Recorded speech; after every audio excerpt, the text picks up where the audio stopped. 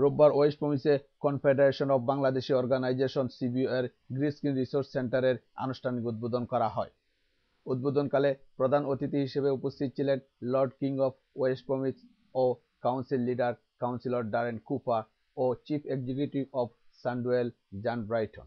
Say that I'm really privileged to be here today at CBO and opening their new resource centre. We've got some distinguished guests. This is a fantastic facility for the Bangladeshi community here in West Bromwich. 1985 সাল থেকে শুরু করে আজ পর্যন্ত এই সংগঠনটি community সেবায় কাজ করে যাচ্ছে। Today's event is a historical event for us.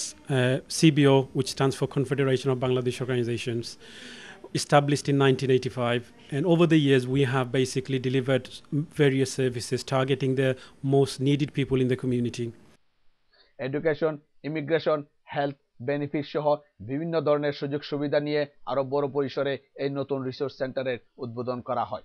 বর্তমানে বৎসরে প্রায় 400 থেকে 500 মানুষ এই সেন্টারের মাধ্যমে সেবা গ্রহণ করছে।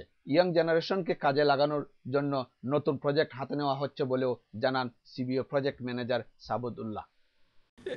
এই সারাদে আমরা প্রজেক্টটা এখন ডেলিভার করলাম অল প্রজেক্টটা বাংলাদেশি কমিউনিটির লাগে।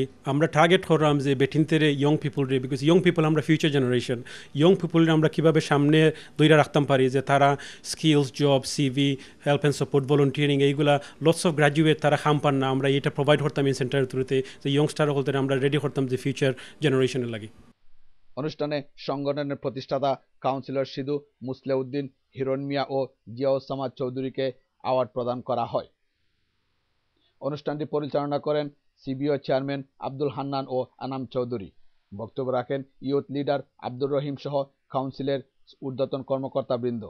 নতুন এই সেন্টারের মাধ্যমে পুরুষ মহিলা সহ সকল কমিউনিটির ব্যক্তিবর্গ আরও বেশি করে সুযোগ সুবিধা ভোগ করতে পারবেন, এটাই সকলের প্রত্যাশা। বার্মিংহাম থেকে আব্দুল আহাদ সুমন, চ্যানেল আই।